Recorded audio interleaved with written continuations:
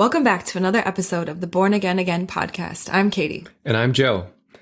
And today is episode 50, actually, so that's kind of exciting. It's been a long time coming, and I don't know, I guess numbers don't really matter, but 50 seems like a nice round number. It does. And it's a good reason to celebrate. That's so today true. We're celebrating episode 50. We all hope that you guys had a lovely Christmas and New Year's, and at least enjoyed like the change of pace that the holidays tend to bring. We enjoyed having a few weeks of just resting and kind of changing pace a little bit. We baked a lot of bundt cakes. We baked several bundt cakes, played a lot of Harry Potter video games. Chilled out. It was a nice change of pace after kind of just like the monotony of last year. And yeah, we hope the same thing for you guys. Today's episode is about something that we've been thinking about a lot over the past year. And it's something I think that's really pertinent for people like us, like who've left religion and who've kind of had the courage to like majorly change the way that we think. Hopefully in the next week, like here in the US, hopefully in the next week, things will be chilling out a bit politically. I guess maybe that's a bit of an optimistic view that things are just going to be like totally chill after the inauguration, but we're hoping that things chill out a little bit. But I think that the topic of this podcast is something that can apply to politics and religion and social issues and basically just really anything that has like opposing sides. All the tough topics that you wouldn't want to talk about with family. That's kind of like what this episode is about. It's the idea of seeing ourselves in the other, and especially seeing ourselves in the people that we disagree with the most. So, as people who've changed like a significant worldview shaping belief, I kind of think that we have a bit of a unique perspective. Would you agree? Yeah, I think so. I feel like it's hard for me to look at people and I'm not going to say it's hard to judge because I still judge people, but it's like, it's kind of hard to be like, wow, like really like extreme on a point because I know that I was so extreme in something and I just kind of want to go through life a little bit more cautiously. Yeah. And also I think it's hard to judge people if they are in a place that you were once in. Like it's hard to say, hey, like you're dumb because it's like, I was there at one point. I was also dumb at one point. Yeah. I mean, not dumb, but just like I was there at one point and that was part of my life. That was part of my story. And like, it doesn't mean that you're going to be that way forever. Yeah, totally. And I mean, that's the way we've talked about relating to Christians. And that's the way we've tried to like relate to our families and stuff. And I feel like kind of that mindset has helped us not be too like judgmental or negative or like think too badly of people who are currently Christians, because no matter how ridiculous we think their beliefs might be, like we also totally believed that at one point, you know, and when we did believe it, it's not like we were just dumb or it's not like we like, I don't know, nothing like really fundamentally changed. We were intelligent people, but we had just happened to like go through a series of events that led us to be a person who'd believe in Christianity. Mm-hmm. So yeah, I totally feel that.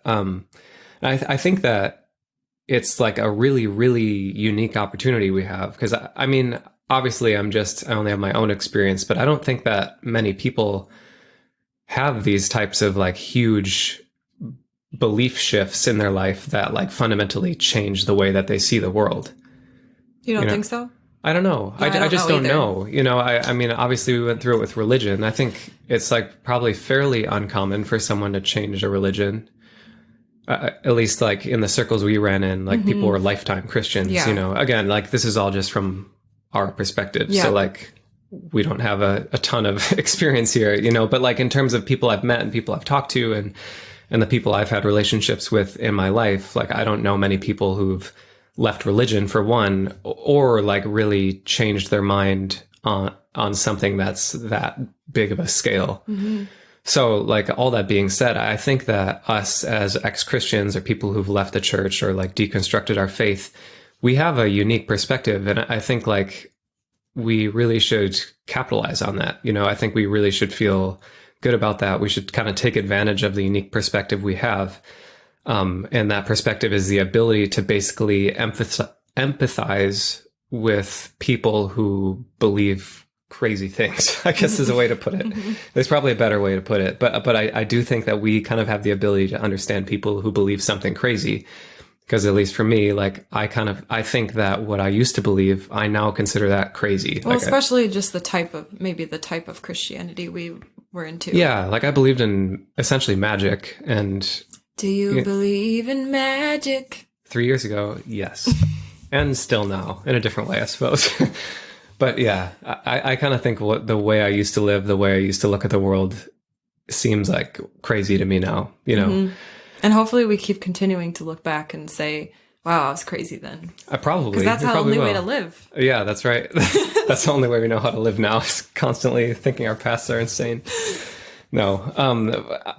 So anyways, I think that like our tendency now at this point is, as people who've kind of left a worldview or left like a comfortable team, like the Christian team, so to speak, I think that the tendency can be to try to want to find a new team. Like we kind of left like the lame like church group, and now we want to like kind of fit into a new group, right? And so that could mean a lot of different things. I mean, I think that could mean you used to be a Republican, and now that you're not Christian, now you're fitting in with the Democrats, and like that feels good to call yourself a Democrat, because like in your mind now, it's like, oh, I'm right. Like I'm on the right team again. And it feels good to be on the right team. And I'm like doing that in quotes. You could say that about being like more progressive, or maybe now that you are a mask wearer, like you think you're on the right team and you have the right beliefs, you know?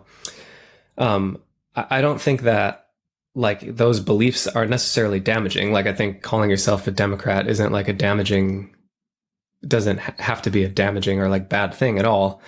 And like personally, I align with many of the things I just mentioned. Like I think I'm democratic and progressive, and I wear a mask and all that, you know, like I agree with those things, and I agree with the people who are like proponents of those things. But I think that those like teams, those beliefs can become something else when it kind of shifts into like a camp that you subtly use to separate yourself from them, in quotes. You know, when you start to see yourself as like, oh, I'm a Democrat and I'm not like those Republicans, or I'm a Biden supporter and I would never be like those Trump supporters. It kind of shifts from just being like, oh, this is my opinion about this thing based on the knowledge that I've learned, to this is part of my identity now, and this is who I'm going to be. And I know we've talked about it a bit in the past about like kind of trying to keep your identity small.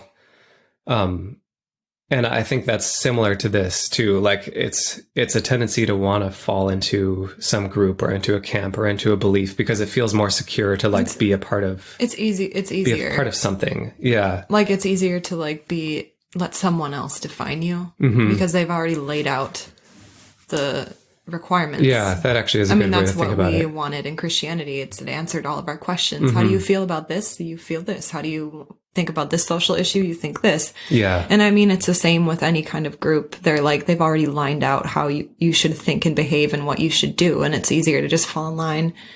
Yeah, that's a good point. It's actually. hard. Yeah. It's hard to think for yourself, because that doesn't always end up giving you concrete answers. It's not like sometimes when people are like, you're a sheep, think for yourself. What they mean is come to my side. I already have my rules laid out for you. But like sometimes if you're thinking for yourself, you end up in some kind of nebula and you're kind of alone. Yeah. And it sucks. Or you don't feel want to alone. be ostracized from any group. Yeah.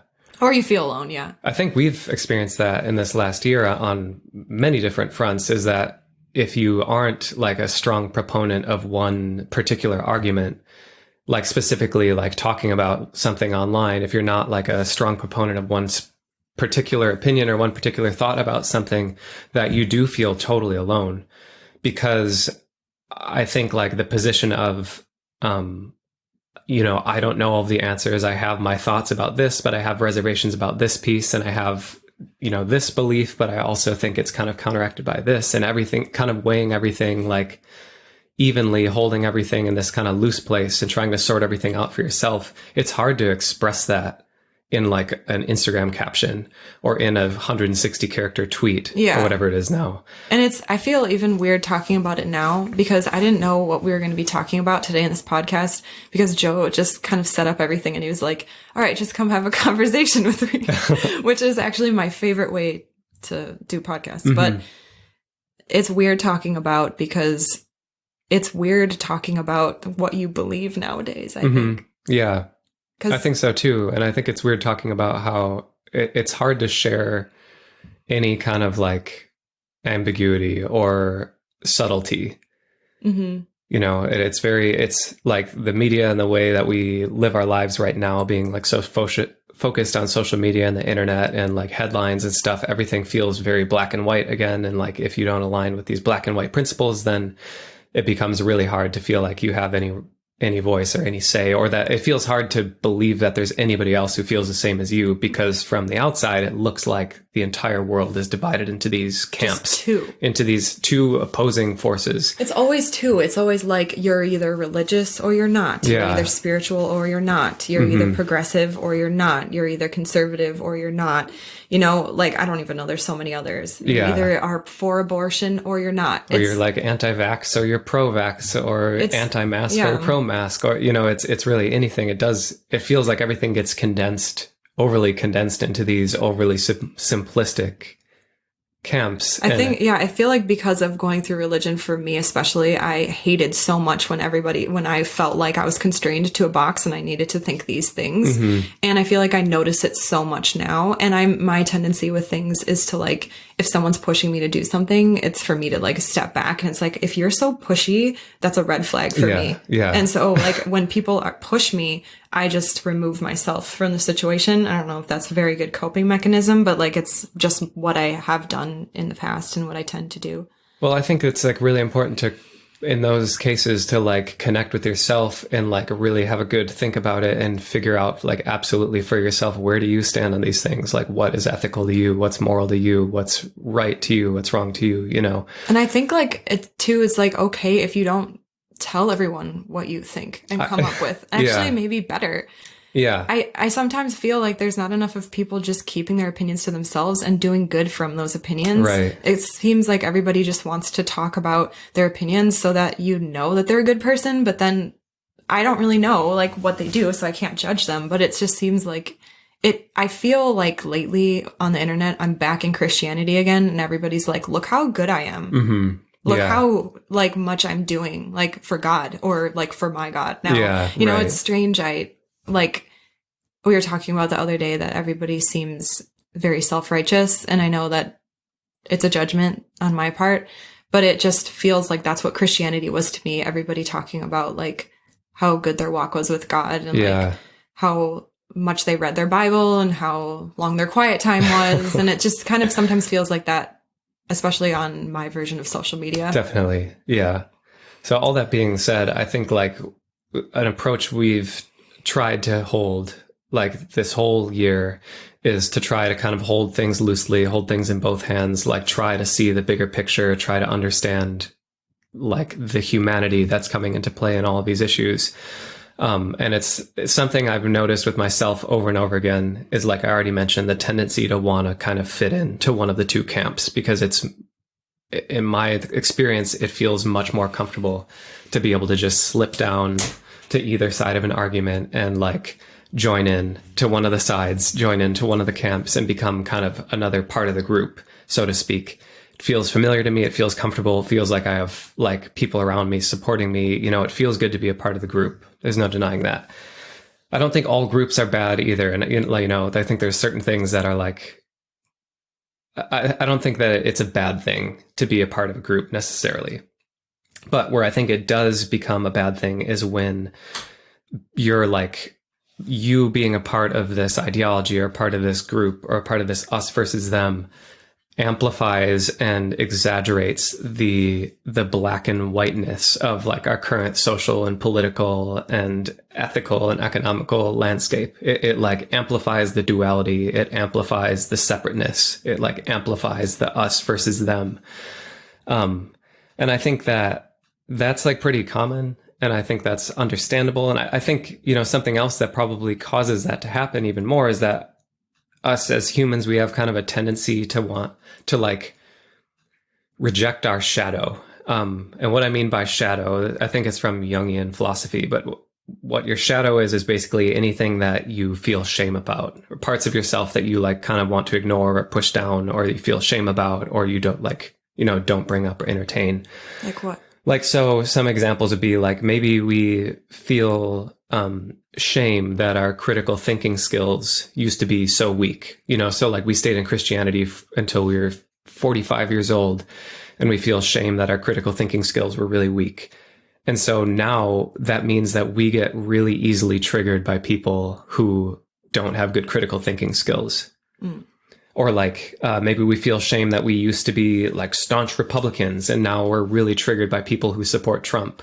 Or we're like feel a big sense of embarrassment that we used to be against homosexuality, and now we're extra triggered and like really, really, really bothered by people who are homophobic. Or maybe we used to be like a prude, and so now we get super easily angered by people who can't handle sexuality. That type of thing. I think there's parts of us and there's themes and there's ways of thinking that we've picked up. And especially as people who grew up in religion, like we have a lot of these kind of deep-rooted thought patterns and stuff that I think it's easy to get like quickly triggered by a Trump supporter or by someone protesting, or quickly triggered by this piece of news or whatever. And we don't really know like where that like internal anger or that like internal quick reaction is coming from. But I have a feeling that a lot of times the things that trigger us the most are because those are like parts of ourselves that we used to experience, or that used to kind of control us, or that we're actively trying to push down, this and that,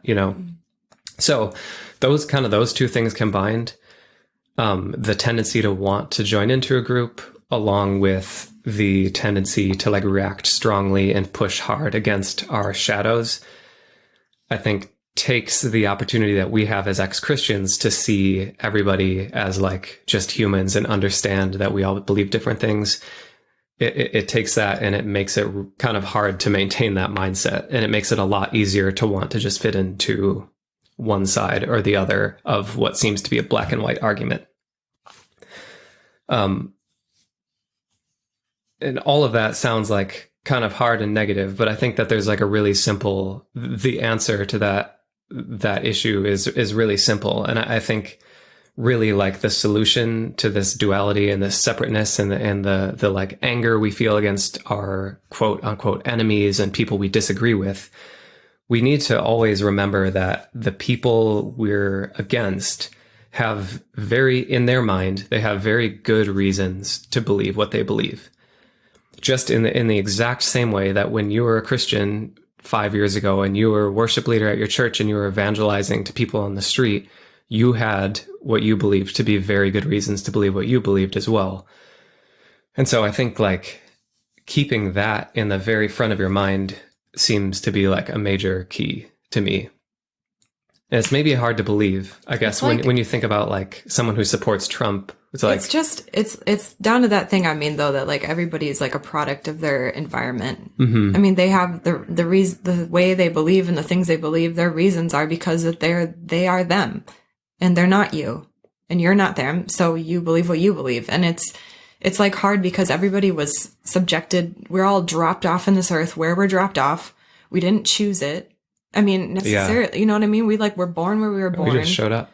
And then we live our life. And there we are have families there's choices we can make along the way, but just like we're put in situations and we've reacted to them how we've reacted, and we're where we are now because of what we've done. And it's like at some point you have to just look at another person and be like, maybe if I was in their shoes, I would be exactly like them. Yeah. And I think that's probably true. I think you can look at like some of the extreme people who went and stormed the Capitol and are like inside the Senate chambers.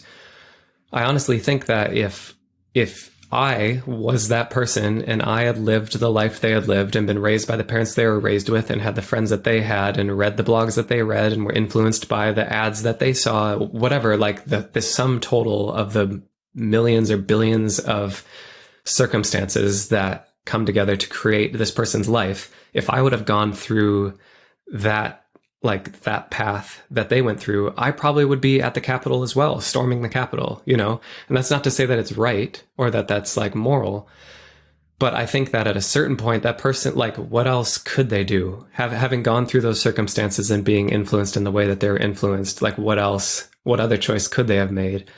And I think that they couldn't have made another choice. You know, that's like what life and combined with their choices had delivered them into that circumstance. And so I feel, and this isn't something I feel like either of us, Katie and I, like totally grasp or like have totally embodied, because it's not like we're walking around completely enlightened, like floating down the sidewalk with a golden light coming from us, like just giving unconditional, infinite love to everyone that we passed. Okay, Katie is.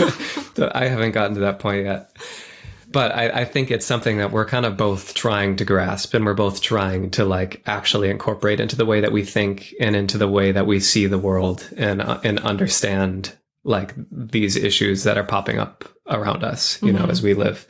I feel like it's hard because it's like, well, what do you do about it? And it's like, well, the first thing that you need to do is just keep that in your mind. And it's like, it's hard. It's like hard to do because like you get in a situation where you're annoyed by somebody and then you just immediately forget that, like, hey, I should have some compassion on them. Yeah. Or even just listen to what they have to say. Right. Totally. And like not react, because when you react, you make other people react and then you can't have a good conversation. Yeah. So it like, shuts it down. It's good to just be the first person to keep it in your brain. Definitely. Because like sometimes just being aware of something can make all the difference. Right. Well, so I think one way that this became even more apparent to me was actually through our book club. Last month, we read Beyond Religion by the Dalai Lama. And it was all about like creating or a new way of viewing and imagining ethics in a secular world was kind of the idea of the book. Anyways, in that book, he said that we need to focus on our fundamental equality. And keep in the forefront of our mind that everybody, literally every person, is seeking pleasure and avoiding suffering. And if you can keep that in the forefront of your mind, it makes it really hard to hate someone when you see someone else as fundamentally the same as yourself. Like at the very most basic level, every single person is avoiding suffering and seeking pleasure, you know, and that can look a lot of different ways, but like that unites all of us. And I think keeping that in the forefront of your mind is probably like step one, you know, to like healing the world as a whole world and as a species. I feel like that's like a great first step. But even just personally, like if you want to live your life in such a way where you're more loving towards people and more compassionate and more understanding, like to me, that's something I want to have like burned into my brain, you know? And so I really want to practice that, like you said, because it's a good question. You know, you can talk about this like, well, we have no reason to hate someone, or like those people can't help what they're doing. The obvious first question is like, well, what are we supposed to do about it then? Like just go and sit and meditate and just be quiet? Like, no, I feel like that's obviously nothing's going to happen doing that either. In one sense, nothing will happen doing that. Like nothing practical is getting done. But I think that like it's all about taking a step back and realizing that we need to basically become the version of ourselves that we want to see in the world. You know what I mean? It's very simple. It's kind of about like learning to be conscious and learning to see yourself in the other person. Very simple. It seems simple. No, I know it's very easily said, but I feel like it's difficult to do. It's difficult. It's a simple concept, but I think it's really difficult to do, especially when you've been conditioned like via religion and via the state of politics in the US and everything to like fit yourself into a certain group and see yourself as part of this and not part of that. But I mean, I think if you can get to the point where you can be conscious and you can consistently see yourself in another person, then it will affect everything you do. Like you can go to a protest now. You can either protest consciously or unconsciously. You know, you can protest out of a place of like love and unity, or out of a place of reaction and anger and spite and separateness. You know, you can argue with your conservative dad consciously or unconsciously choosing to either see the humanity in him or either choosing to see him as the enemy who's like an idiot and who you need to try to win. You can scroll your Instagram feed consciously or unconsciously, and depending on the way that you're like interacting with the world, even through your phone, like it's going to have a different effect on you. You know, even like your daydreams, your thoughts, you can be conscious or unconscious of your thoughts. I mean, to the extent where you can ask yourself the question, like, are my thoughts about this person or about this event creating more separation between me and them, in quotes? Like, I think we need to remember our brains are incredibly plastic, and like science is learning more and more how fluid and plastic and how changeable our brains are.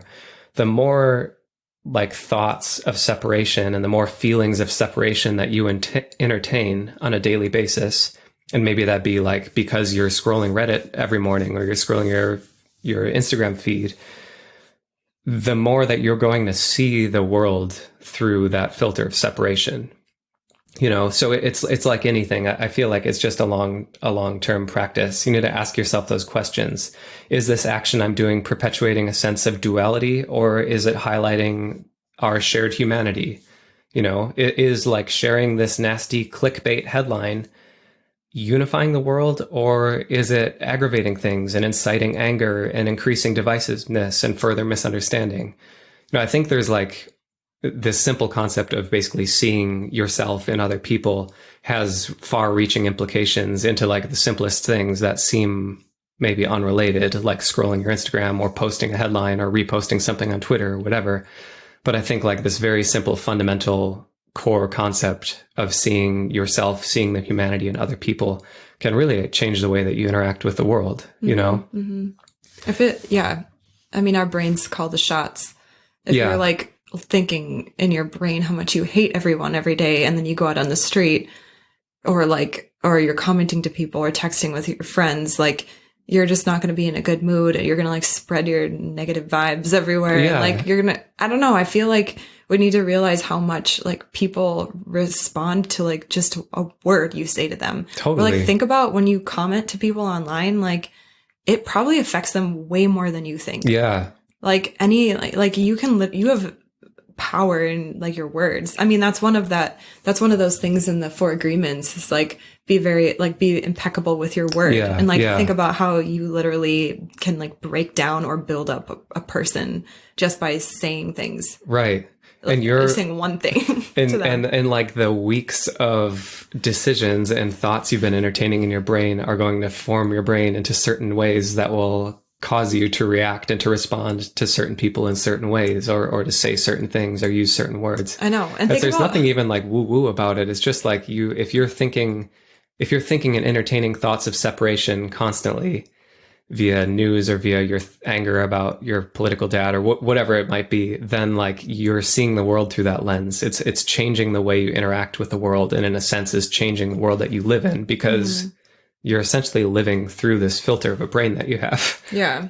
Yeah. I don't know about you, but I like have a lot of moments in my life where I remember someone saying something like really mean to me. And it's like, obviously I don't try to dwell on it, but I like remember it, or I remember it more than when people said something nice. Yeah. So I feel like I don't know. Sometimes I think about that and think like, I better say something good to this person because they could like remember my interaction with them their entire life. Yeah. Well, Like, that's a good reminder.